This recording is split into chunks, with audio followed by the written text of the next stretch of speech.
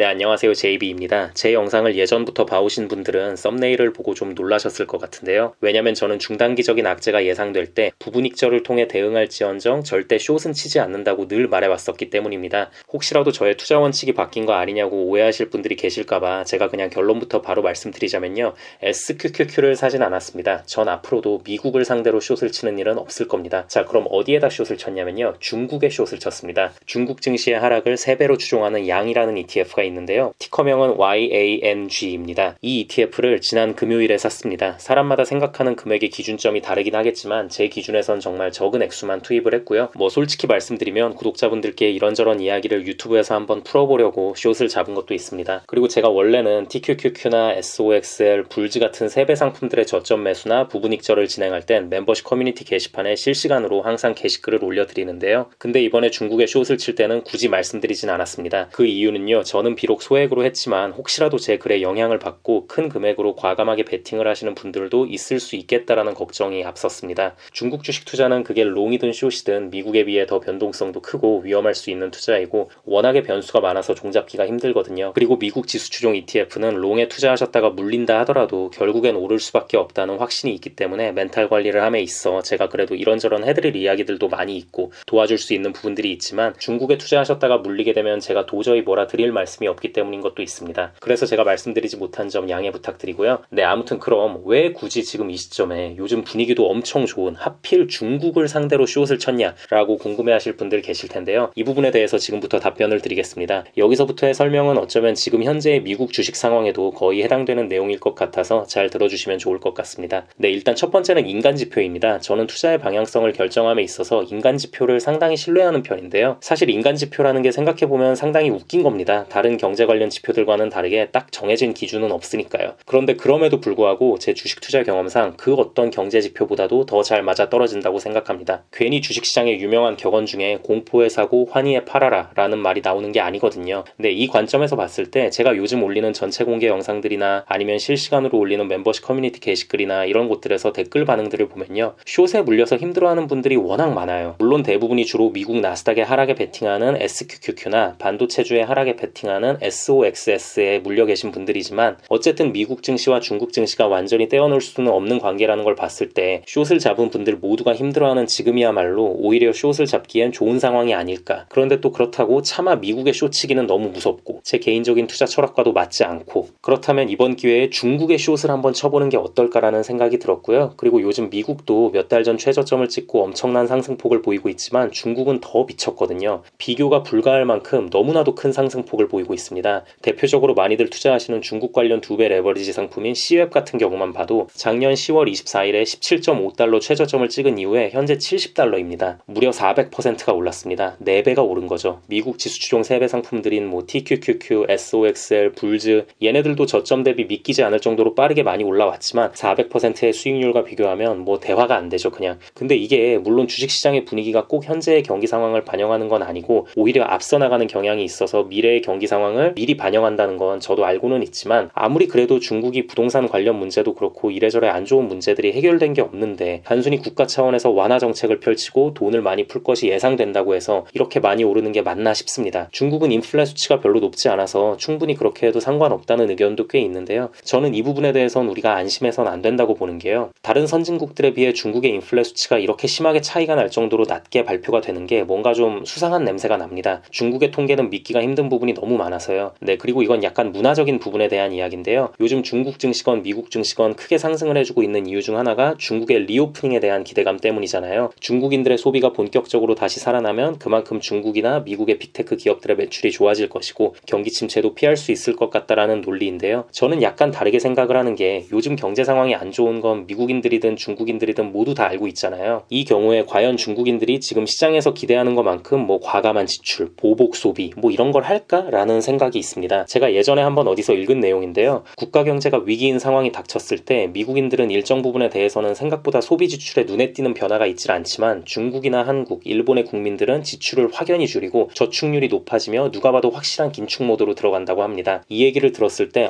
그런 거 같네 하고 느끼시는 분들 꽤 계실 것 같은데요. 저도 개인적으로 상당히 공감이 가는 부분이고 결국 이런 부분들 때문에라도 중국의 리오프닝에 대한 기대감이 너무 과하게 선반영된 건 아닌가라는 걱정이 좀 많이 듭니다. 그리고 이런 부분들 때문에라도 저는 남아있는 미국 주요 기업들에 대한 실적 발표가 여전히 불안하고요. 결국 이렇게 되면 중국 주식도 타격을 받을 것이라 생각이 들기 때문에 이번에 중국에 한번 숏을 쳐봤습니다. 가벼운 마음으로 숏을 쳤고요. 증시 분위기가 계속 좋게 흘러가면 숏친 부분에 대해서는 제가 손해를 보겠지만 어쨌든 시장에 여전히 남아있는 절대 다수의 물량들이 크게 오를 것이기 때문에 좋고, 그게 아니고 제가 걱정하는 것처럼 상황이 안 좋아져서 크게 하락을 한다면 이번에 숏 잡아서 나온 수익으로 저점에서 더 많은 추가 매수를 할 수 있어서 좋다고 생각합니다. 네, 그럼 오늘 영상은 여기까지 하도록 하고요. 오늘도 새롭게 멤버십 가입해주신 분들이 계셔서 감사 인사드리고 마무리하도록 하겠습니다. 고경님 스타벅스 멤버십 가입 감사드립니다. 무심님 스타벅스 멤버십으로 업그레이드 감사드립니다. 양선호님 스타벅스 멤버십 가입 감사드립니다. 고대식님 스타벅스 멤버십으로 업그레이드 감사드립니다. 임현태님 스타벅스 멤버십으로 업그레이드 감사드립니다. 탄탄맨님 스타벅스 멤버십 가입 감사드립니다. 루나님 스타벅스 멤버십으로 업그레이드 감사드립니다. 제니퍼 한님 스타벅스 멤버십 가입 감사드립니다. 멤버십 가입을 해주신 모든 분들께 깊은 감사드립니다. 멤버십 가입을 하시면 제가 조회수에 신경 쓰지 않고 좀 더 편하게 이런저런 시장 상황에 대해 말하는 영상들을 보실 수 있고요. 스타벅스 멤버십 이상부터는 제가 커뮤니티 게시판에 그때그때 중요한 사안들이 있을 때 실시간으로 올리는 글들을 보실 수 있으니 많은 관심 부탁드립니다. 그리고 마지막으로 귀한 시간 내어 제 영상을 봐주시고 응원의 댓글까지 남겨주시는 모든 구독자분들께도 깊은 감사드립니다. 앞으로도 단 한 명의 낙오자 없이 모든 구독자분들의 장기 투자 성공을 위한 멘탈 케어 영상 제작에 온 힘을 다하겠습니다. 감사합니다.